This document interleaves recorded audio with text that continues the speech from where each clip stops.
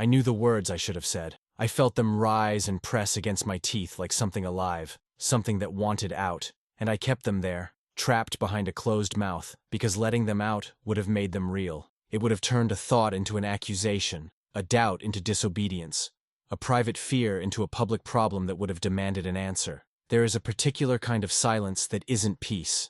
It's not calm. It's not discipline. It's the silence you hold when you're waiting for someone else to notice the same crack in the wall hoping they will point first, hoping they will carry the risk for you. It's the silence of watching a hand reach toward a door you believe is rigged and telling yourself you might be wrong because being wrong is safer than being right. I remember how small the room felt, though I couldn't have measured it. I remember the air, thick with breath and smoke and the sour metal smell that clung to everything. I remember the sound of paper shifting, boots settling, a chair leg scraping lightly, like an apology that didn't mean anything. I remember my hands staying busy so no one would look at my face and read the panic there. If my hands moved, maybe my thoughts would look like work. If I looked focused, maybe no one would notice that my mind was already elsewhere, already running ahead into a future I didn't want to see. I had seen signs before, not the kind that come with certainty, not the kind that make a man brave, the kind that come as a wrongness in the body, a tightening in the stomach, a refusal deep inside to accept what is being laid out as normal. It wasn't a prophecy, it was a pattern, a familiar shape.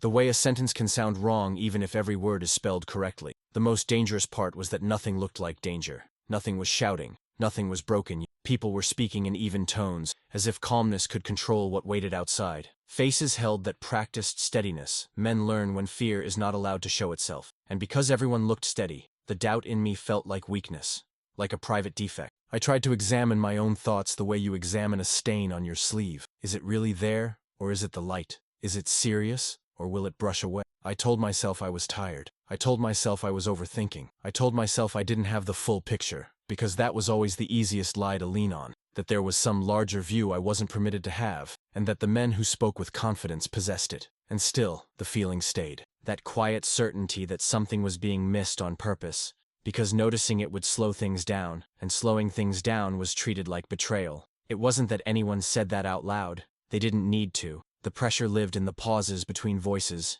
in the way eyes moved past certain details as if they were already decided. I watched mouths form words that sounded final. I watched heads nod, not because they agreed, but because agreement was the only safe expression left. I watched a decision take shape the way weather gathers.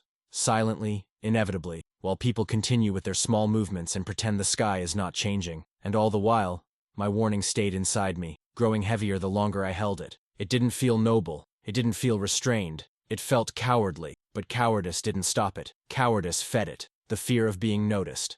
The fear of being questioned. The fear of being the one who delays what everyone else is ready to unleash. I could have cleared my throat. I could have spoken one careful sentence, softened it, wrapped it in respect. I could have made it sound like a question instead of a challenge. I imagined doing it. I imagined the moment after, the way the room would go still, the way eyes would find me, the way someone would ask what I meant, and how my voice might shake on the second sentence, and how that shake would become the only thing anyone remembered. I imagined their faces, not angry at first, just cold with surprise, like a door that had been opened at the wrong time.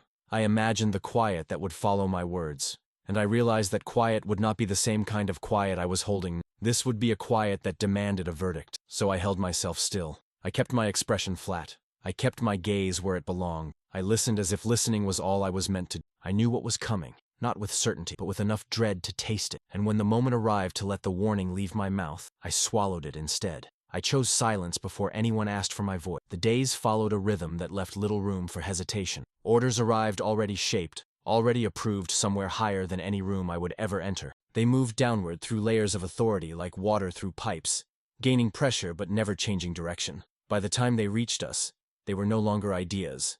They were facts, things to be handled, not questioned. I learned quickly where my place ended. It wasn't written anywhere, but everyone knew it. There were those who spoke, and those who listened, those who decided, and those who made decisions possible by staying quiet. My role sat close enough to the center that I could hear the reasoning, see the pieces laid out, notice what didn't quite fit, but it was far enough from the top that my observations were not invited. I existed in that narrow space where awareness was allowed but influence was not. The environment enforced this without raising its voice. Authority didn't need to shout. It lived in posture, in timing, in who entered a room first, and who waited for permission. It lived in the way certain men spoke without interruption, while others measured every word as if it cost something. You learned, over time, to read these things instinctively, to sense when your presence was functional and when it was decorative, to understand that being close to power was not the same as having any. Routine helped dull the edge of doubt. There was comfort in repetition. Reports delivered at the same hour. Equipment checked the same way every morning. Movements rehearsed until they became mechanical. Routine made everything feel controlled, even when the substance beneath it was uncertain. It gave the impression that because things were being done correctly, the outcome would follow the same logic. And there were consequences for disrupting that rhythm. Not always formal ones, often quieter, more lasting. A raised eyebrow, a pause that lingered half a second too long, a note made and never mentioned again. Men didn't disappear for speaking out, but they did fade. They were reassigned, excluded. Their names stopped appearing on lists that mattered. Their voices lost weight, not because they were wrong, but because they had been inconvenient. Everyone knew this, though no one spoke of it directly. It was absorbed the way one absorbs weather or gravity. You didn't argue it. You adjusted your stance and moved on. The hierarchy created its own logic. Those above were assumed to know more, see more, carry burdens that justified their certainty. Those below learned to doubt their own perception, because believing you had seen something critical that your superiors had missed felt arrogant, presumptuous, almost immoral. It was easier to believe that your unease came from ignorance rather than insight. I told myself this often, that what I felt was simply the anxiety of someone without the full picture. That if there were a real danger, someone higher would have spoken already. Someone braver, someone authorized. This belief was shared quietly by many. It passed between us in glances and unfinished sentences, a mutual understanding that responsibility belonged elsewhere. The language used around decisions reinforced this distance.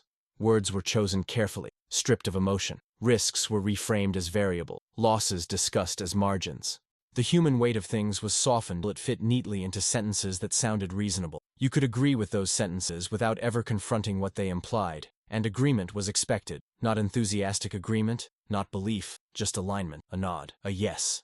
A confirmation that you were still part of the machine, and not a loose piece threatening to jam it. The machine did not punish dissent loudly, it simply did not tolerate it. I watched others navigate this terrain with practiced ease. Men who had learned exactly how much to say and when to stop. Men who carried their doubts like contraband, never displaying them, never discarding them either. We were all trained in restraint, though it was never called that. It was called discipline, professionalism, loyalty. The pressure was not constant. It came in waves, strongest in moments when choices were being finalized.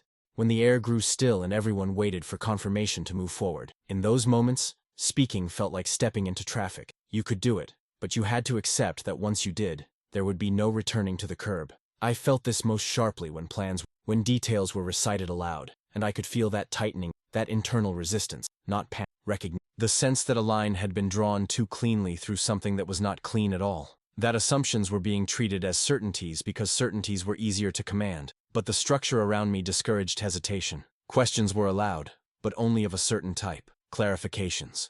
Technical points. Anything that threatened the foundation of the decision itself was unwelcome. It changed the nature of the room. It shifted attention. It introduced uncertainty where confidence was required to proceed, and so the system protected itself, not maliciously, almost gently, by rewarding those who smoothed its path and isolating those who complicated. Over time, you learned that survival within it depended less on being right and more on being predictable. I was predictable, reliable, quiet. I did my work carefully and without drama. This earned me proximity, and that proximity brought knowledge. But it also came with an unspoken expectation that I would not mistake closeness for permission. As the pressure built, as preparations advanced, the opportunity to speak narrowed, not because doors closed, but because momentum. The more effort invested, the harder it became to. No one wanted to hear doubts once resources were committed, and faces had been publicly aligned with a course of action. I felt the hierarchy pressing inward then, like walls that had slowly moved closer without anyone noticing. My awareness of the risk did not give me authority. It only increased my isolation. I could see more clearly why silence was the default, why it was safer to assume that the structure knew what it was doing, even when every instinct warned otherwise. And so I stayed where I was, inside the system, watching it move forward with a confidence that left no room for my voice. The conflict didn't arrive all at once. It accumulated. A thought here, a hesitation there, each one small enough to dismiss on its own. But together they formed a weight that followed me everywhere. I carried it through corridors and briefing, through meals eaten without appetite, through nights where sleep came, but rest did not. My mind kept returning to the same narrow passage, the moment where a sentence could still change something, and the fear of stepping into it. I rehearsed words I never intended to speak. I shaped them carefully in my head, smoothing their edges so they wouldn't sound like accusations. I imagined beginning with uncertainty, not warning, framing it as a question, not a challenge. I told myself that if I could make it sound harmless enough, it might be tolerated. But even in imagination, the words felt heavier than I expected. They bent under their own meaning. No matter how gently I tried to hold them, they pointed toward the same implication, that something fundamental was wrong. That implication frightened me more than the consequences of silence. Because if I spoke and I was right, then the responsibility would shift. It would move, abruptly and violently, in my direction. I would become part of the decision instead of a witness to it. I would be asked to explain myself, to defend my doubts against certainty that had already hardened. I would be required to carry the weight of what came next, whether anyone admitted it or not. And if I spoke and I was wrong, the damage would be immediate and visible. I would not simply be mistaken. I would be exposed, revealed as someone who had disrupted the flow without cause, someone who mistook fear for insight. That possibility haunted me. The idea that my doubt was not wisdom, but weakness, wearing the disguise of conscience. I argued with myself constantly, told myself that intuition was not evidence, that unease was not proof, that history was full of men who hesitated and were remembered only for slowing others down. I reminded myself that every plan looks fragile when examined too closely, that certainty is always an illusion, and that action requires ignoring some risks by necessity. But these arguments never settled anything. They only delayed the return of the feeling, the certainty that there was a gap between what was being said aloud and what was actually unfolding, a gap wide enough for disaster to pass through. There were moments when I almost broke, small, ordinary. A pause after a briefing when everyone lingered for just a second too long. A glance exchanged with someone else who looked away too quickly. A question asked by another that circled the issue without touching it. In those moments, my chest tightened, and I felt the words rise again, urgent now, impatient with my restraint. I imagined standing up. I imagined the sound my chair would make. I imagined the sudden attention, the shift in posture around the room. I imagined the look of polite surprise turning slowly into calculation. In those imagined seconds, I could feel my throat dry, my voice thinning. I could see myself beginning strongly and then faltering when pressed, when asked to justify instinct with data I did not possess.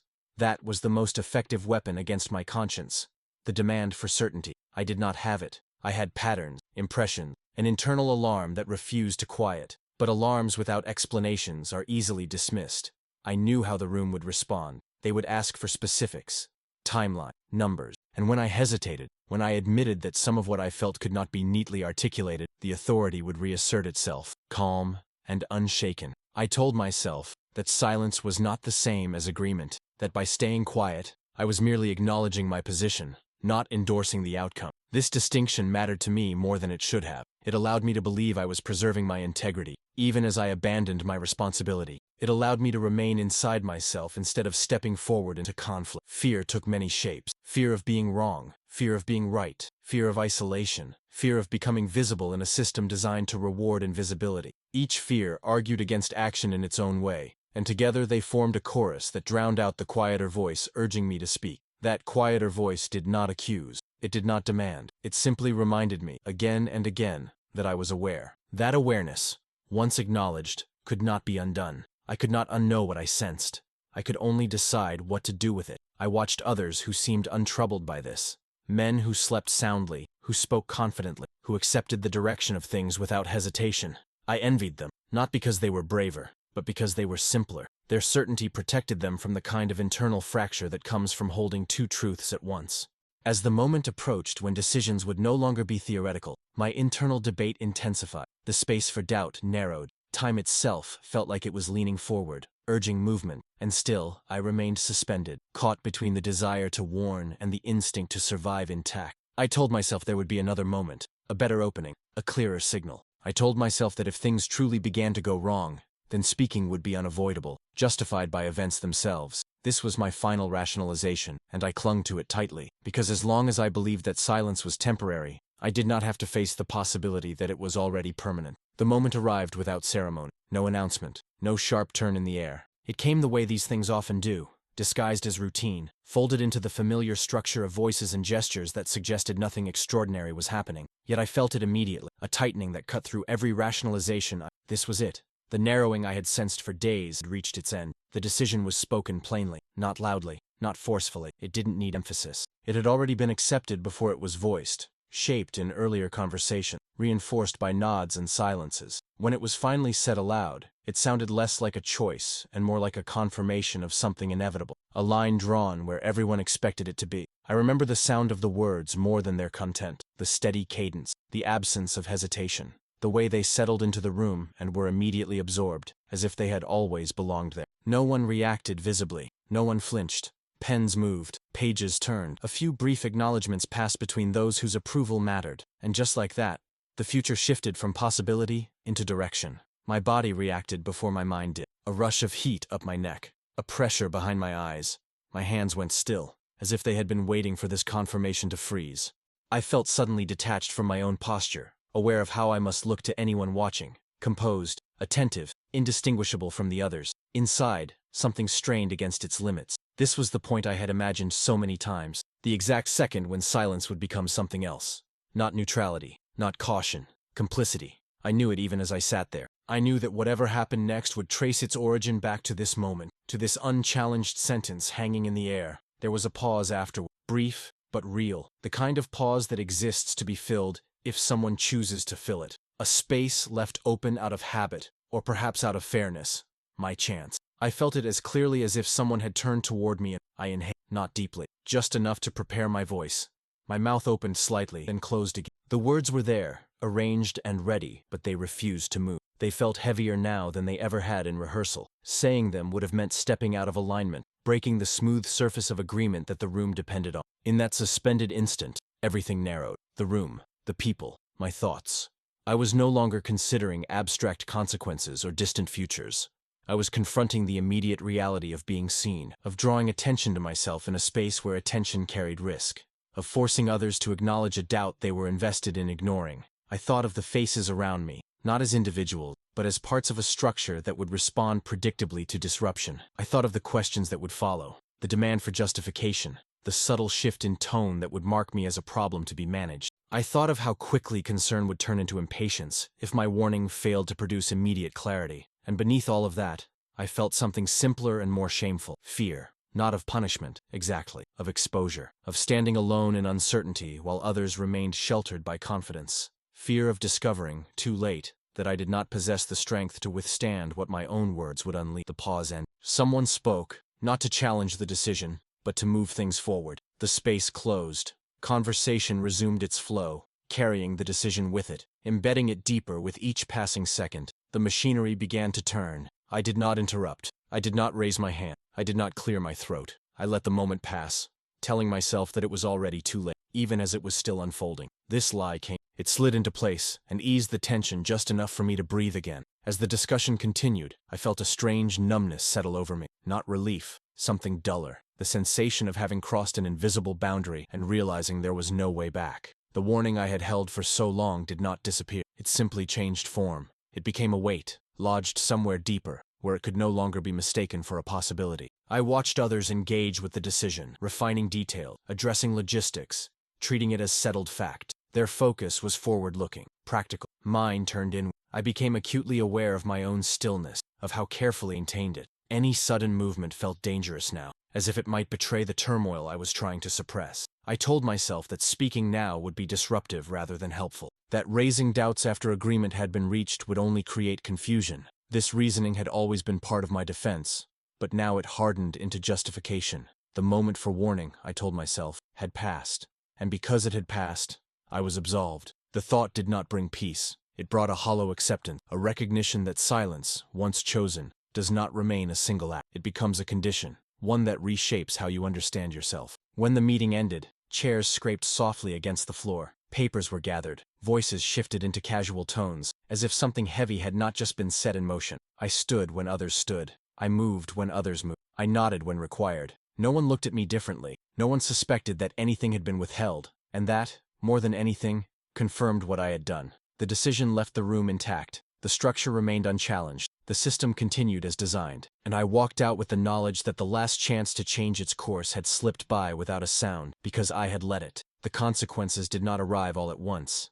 They unfolded the way rot does, quietly, from the inside out. At first, everything looked intact. Movements continued. Messages arrived and were answered. The structure held, at least on the surface. Anyone looking quickly would have seen nothing out of place, nothing to suggest that a decision had already begun to fail. I noticed the first signs in the smallest deviations, timings that slipped by minutes and then by hours, reports that grew shorter, more cautious, stripped of unnecessary detail, a change in tone that was hard to define but impossible to ignore. The language became defensive without admitting it was defending anything. Assurances were repeated more often than they needed to be. I recognized these shifts immediately, not because I had been trained to, but because they matched the shape of my earlier unease. What I had sensed before now echoed back to me in altered schedules and carefully worded updates.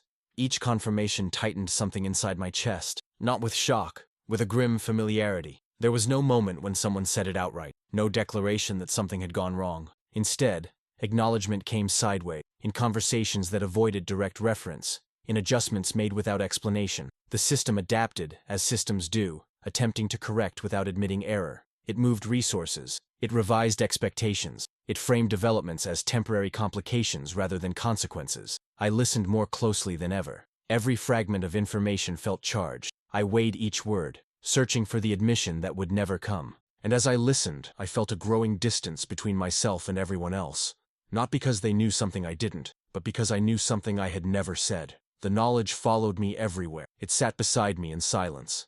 It turned ordinary sounds into reminders. Footsteps in a corridor became echoes of what could not be undone. A raised voice carried an edge of urgency that had not been there before. Even moments of calm felt false, like pauses taken only to gather strength for what lay ahead. As the situation developed, the weight of inevitability grew heavier. The margin for correction narrowed. Each adjustment made to compensate for the initial decision only reinforced how deeply it had already taken hold. What could have been questioned earlier now required justification to reverse, and justification demanded consensus that no longer existed. I watched others struggle with fragments of the truth, each reacting to the part visible from their position. Some expressed frustration, others confusion. A few hinted at concerns without connecting them fully. No one spoke the words I had swallowed. No one traced the line back to its origin. The failure, when it was finally recognized as such, belonged to no single moment, no single voice.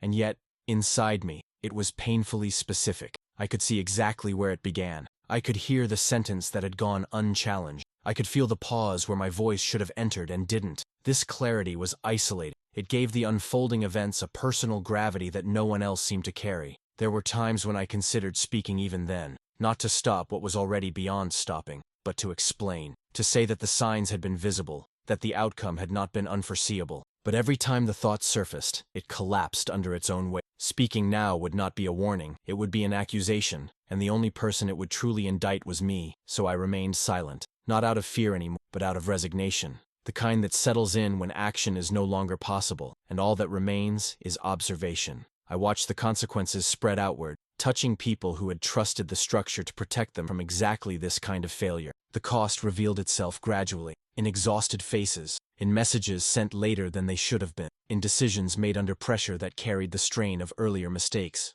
There was no spectacle, no single image that captured the damage. It was cumulative, measured in loss of confidence, as much as anything tangible. I felt a constant urge to look away, as if by refusing to witness the results I could soften their impact. But I forced myself to watch. Not because it was required, but because it felt like the only remaining responsibility I could claim. If I would not speak, I would at least not pretend ignorance.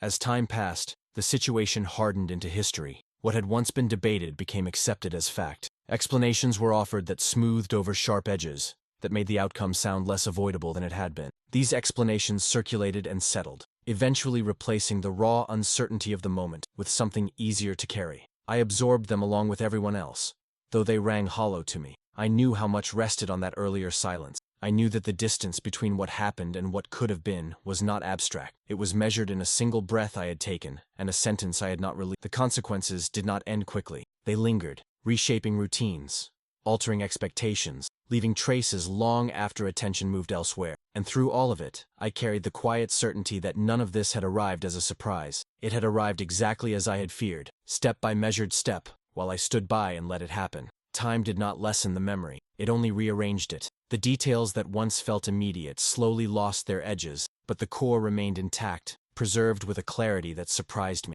I could no longer recall every voice or every face, but I remembered the pause, I remembered the pressure in my chest. I remembered the precise weight of the moment when silence became permanent. Long after everything else had been absorbed into routine, that moment stayed separate. It returned without warning, uninvited, in quiet rooms, in the space just before sleep, in the ordinary pauses of life where the mind wanders without direction. It never announced itself. It simply appeared, complete and unaltered, as if it had been waiting patiently for my attention. I learned that memory does not accuse loudly. It does not need to. It presents itself without commentary, without explanation, and allows you to do the work yourself. It shows you exactly who you were when it mattered, and then it steps back. What follows is not judgment. It is recognition. I tried, at first, to contextualize it, to remind myself of the constraints, the hierarchy, the environment that rewarded silence and punished disruption. All of that was true. None of it changed what I had done. Understanding the reasons did not dissolve the responsibility. It only made it sharper because it removed the comfort of ignorance. There were moments when I almost convinced myself that my voice would not have changed anything, that the decision was already sealed, that the structure would have absorbed and rejected my warning the same way it absorbed everything else. This thought offered brief relief, but it never lasted, because it missed the point. The burden I carried was not tied to outcome. It was tied to action, or rather, the absence of it. What haunted me was not the fantasy of heroism. I never imagined myself altering the course of events, never pictured some dramatic reversal sparked by my words. What haunted me was simpler and more fragile, the knowledge that I had not even tried, that when the cost of speaking was uncertain and the cost of silence was unknown, I had chosen the option that preserved me. Guilt, I discovered, is not always loud or overwhelming. Sometimes it is steady, predictable, a low pressure that never lifts. It does not disrupt your days. It integrates into them. It becomes part of how you move through the world, part of the way you assess risk and measure yourself against it. I found myself listening differently after that, paying closer attention to pauses, to what went unsaid in other rooms, other situations. I recognized the same pattern repeating elsewhere, the same quiet alignment that precedes irreversible movement. Each time, I felt that old tightening, that familiar warning rising again. And each time, the memory followed immediately after, reminding me of what silence becomes once it is chosen. I did not speak of this to anyone. There was no language for it that would not sound like confession or excuse, and I had no desire for either. This was not a story meant to be shared. It was a fact to be lived with, one that required no audience. The event itself receded into the past, referenced occasionally, stripped of emotion, framed as something that had simply happened. Others moved on. They adapted. They incorporated it into their understanding of how things work. I did the same, outwardly. Inwardly, it never settled. It remained unsettled because it was never addressed at its source. I learned that silence does not end when the moment passes. It echoes. It attaches itself to memory and follows you forward, reshaping how you understand your own role in the world. It teaches you what you are capable of enduring and what you are willing to allow. There is no redemption in this realization, no lesson that resolves the tension. There is only the knowledge that the moment existed, that it demanded something, and that I withheld it. That knowledge does not fade, it waits. Even now, when I think back, I do not see the consequences first. I see the pause, the breath, the decision not to speak. Everything else flows outward from that single point, like ripples from a stone dropped deliberately into still water. I knew what was coming, and the silence I chose did not end when the room emptied. It stayed with me.